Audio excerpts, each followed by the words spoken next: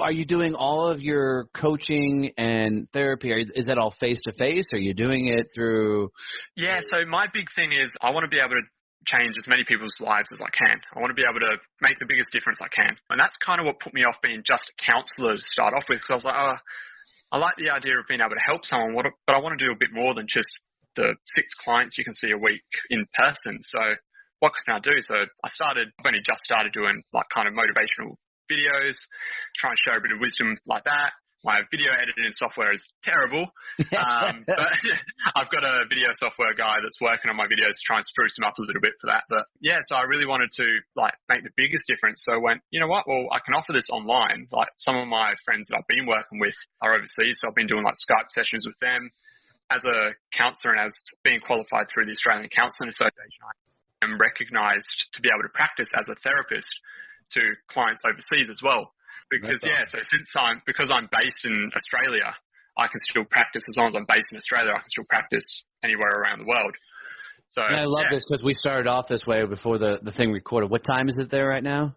It is now. It's 10 to 12. Yeah, so, 9:20 here. I mean, so yeah, it's amazing the time zone differences. Yeah, it's crazy. But that's the power of all this video stuff. I mean, we're on a Zoom call right now, and it's just amazing the connections. And I do a ton of coaching through Zoom just because I like the platform a little bit better. But it's amazing what you can do with technology nowadays. It's absolutely, yeah, and it's fantastic because it gives the opportunity, especially for like mental health awareness, because so many countries don't have these opportunities to talk to a counsellor or talk to a therapist. So one of my long-term goals is to really boost the online things and be able to offer these services to like overseas countries that don't have like good, decent mental health support networks. Because we're all human. We all need it. Right. Well, and, some people might like the Australian accent better than my, kind of country boy accent. So we don't have an accent, do we? No, not at all. Not at all. So one of the things that people really like to hear on these podcasts is people are talking about their journeys is kind of what that rough patch of life, that moment where you're going through on your journey, you kind of get that right hook of life and it turns out to be kind of that valuable life lesson. Walk us through a time when, you felt like you just kind of got punched in the face by life and how you overcame it. Yeah. Well, for me, it was actually almost 3 years ago now, I'd say. I'm not counting, but about 3 years ago, because I was just starting my master's. I went through an absolute terrible breakup. I was in a long-term relationship, loved my life straight out of high school. It was like your stereotypical romantic. Right. Mumbo jumbo. Yeah. Happily ever after. Well, not so much, but. Yeah, not so much. Yeah. But that ended. And to be honest, I've never been in a darker place. It was terrible. It was, I was in a real dark place for months. Didn't know who I was. I wouldn't recognize myself. It was horrible. I had great support around me. So I had family and all that practicing. So I just started my master's and they encouraged us to talk to a counsellor as well. So I thought, what better excuse? All right. I'm paying for it, so I might as well get used to it. Exactly. Yeah. I might as well I've got something to bring to it. But through that process, I did a lot of self-discovery and looked inwards, and that's where I honestly found my purpose and my passion. I'd been doing it all my life, but I'd kind of lost it. Yeah. Through that breakup and that dark time, it forced me to reevaluate myself and ask myself, who do I want to be? It's so awesome. I love to tell people that, failure's not a real thing. You never really fail. You just quit. And what I try to get people to understand is as they're going through their journey, man, it's usually the massive fuck-ups or the massive, screw-ups that people learn the most from. It's when they hit that dark hour that their world shows up and it's like, I don't know, like Gandalf or something, that wizard shows up and says, dude, here's your path. Let's go. Yeah, absolutely. Yeah. Well, it's like what they say, like for a seed to grow, you have to bury it in bloody compost and stuff. Right. So, that's a great one. I've never heard that analogy because the compost is just leftover trash and rubbish and dirt. And, that's all. Yeah. So that's pretty much that was my big turning point that really, that led to me really redefining who I was. And from that, it was eye-opening. Yeah. I wish I could remember who said the quote originally, but I love this. They say, when life gets tough, all that means is you just leveled up. It's just like a video game. As every time life gets hectic, I'm like, dude, that's such a great way to look at it, because every time you level up, it's you now have got to learn all the new skills, all the new guns, weapons. You've got to. It's like starting over, and that sounds like kind of what you went through as you discovered yourself. You went through the therapy and all that kind of stuff. How long did it take you to kind of get past all of that and get past that and then actually restarted on your journey? Yeah, so I'd say it was a good, to become myself again and start actually going out and living like I used to. It was probably about 9 months. But if we're talking about the actual relationship side of things, I properly recovered from that. To be honest, I thought I'd recovered from it a lot longer, a lot more before, but it was actually only probably a year and a bit ago. And it was just an aha moment of, it was weird. It was just an epiphany moment of, wow, this is it. I'm happy. I'm happy with where I am now, and I'm ready to move on full-heartedly. And I thought I'd reached that before, but obviously I hadn't, but yeah. No, that's huge. And I'm betting that you're using that experience a lot now in what you're doing and helping other people. Oh, absolutely. Yeah. I mean, my go-to always when I had relationship problems was a lot of rum, but I probably should have done the counseling portion of it. So that's awesome. Where's all this journey taking you, Matt? I mean, what's that big goal? Are you going to go on the big stages like a Tony Robbins type thing, or in my opinion, better go like the Gary V style? Where's all this taking you?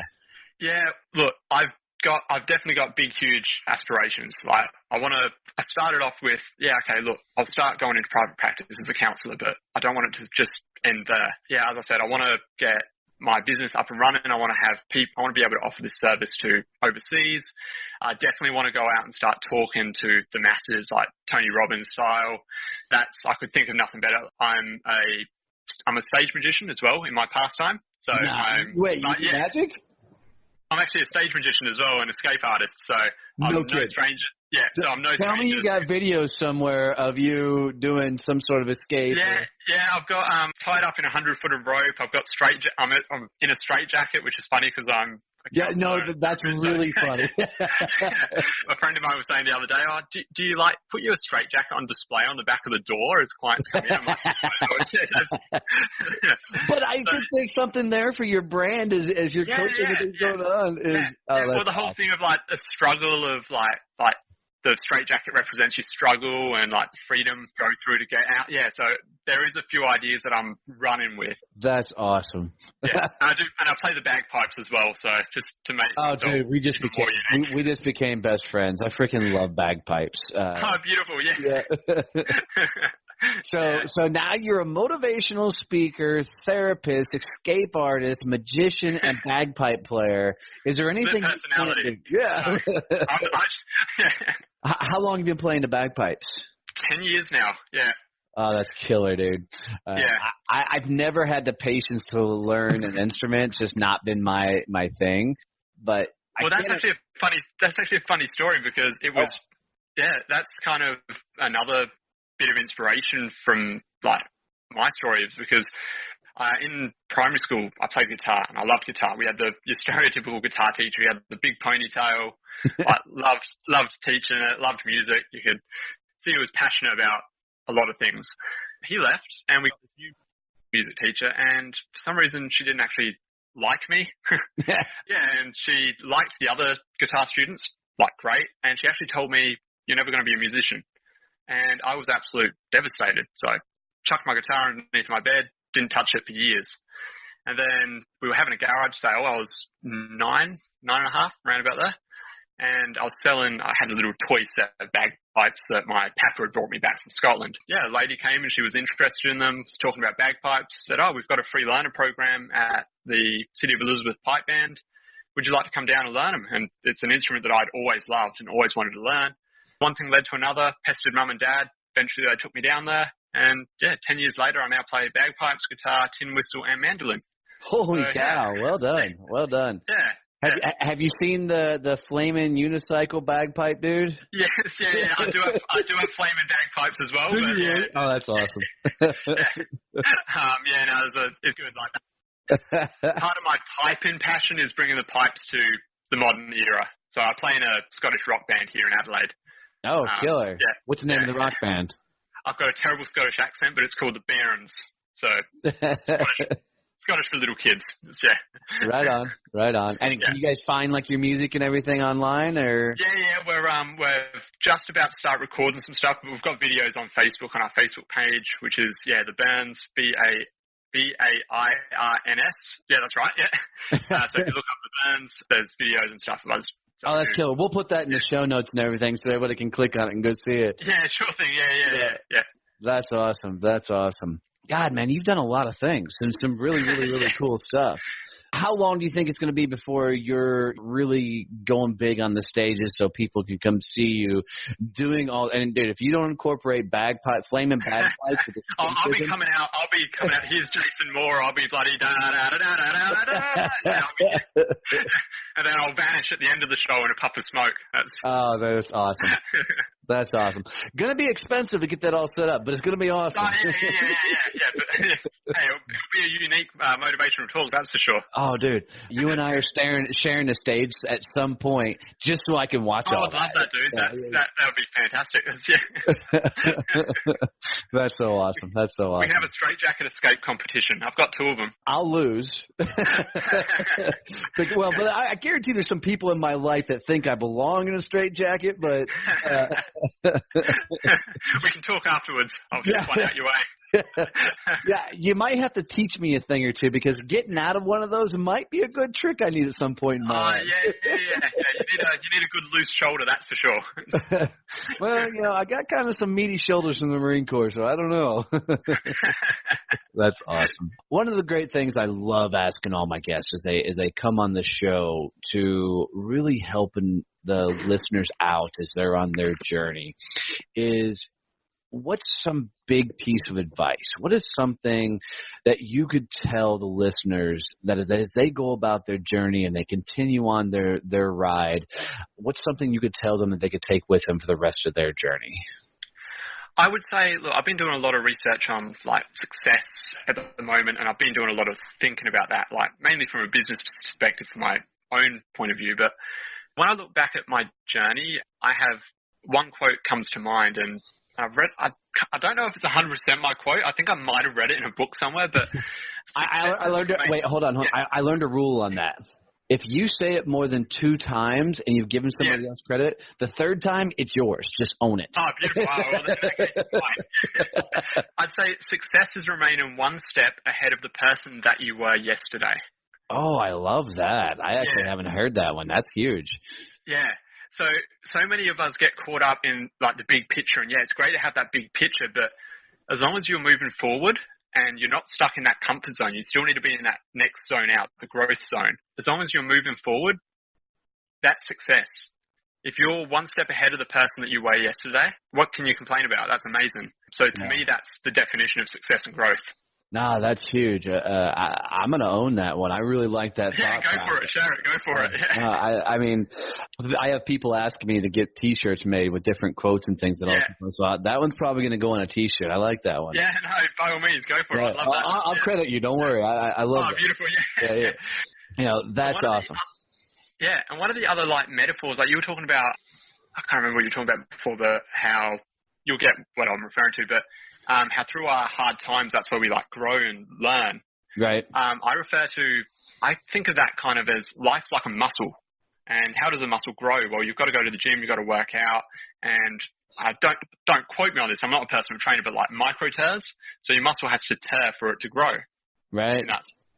So when we go through these hard times, that's what I kind of see it as. It's that's just giving you the opportunity to grow and grow that muscle, whether it be your mind muscle, your resilience muscle, your motivation muscle. All these things are just a muscle, and when we struggle and when we tear them, it's just making it stronger. Yeah, I love that. And it really is. You got to go through this shit and come out on the other side to become the person you're supposed to be. I mean, that's just the way it is. Absolutely. Dude, I got to tell you, man, this has been a lot of fun. I've really enjoyed having you on here today. It's been awesome. Yeah. Right. So how do people get in touch with you? I mean, if they want to see your antics with magic and stuff, or if they really want to sit down with you and talk about how you can help them on their journey and all that, how do we get in touch with you? Yeah, so I'm on Facebook. I've got bloody multiple Facebook pages on the go, as you can imagine, with all my different businesses. But so Jace Wonders is my magician's page, so you can find that on Facebook. But as for my motivational counseling and like psychotherapy and kind of things, you can look up www.motivationalcounselingsolutions.com. That'll take you to my website. There's also links there to my Instagram, my Twitter, and Facebook. You can also look up motivationalcounselingsolutions.com. Sorry, Motivational Counseling Solutions. And there you'll find all my videos that I've started, website links to how to contact me, and yeah. Dude, that's huge. That's huge. And then we're already buddies on Instagram, so I'll keep following your stuff there. So yeah, not a problem at all. Yeah. So brother, seriously, thanks for having me on the show today. I really, really enjoyed it. I appreciate the insights. I think we got a ton of value out of this one. Not a problem at all. It was fantastic. Anytime.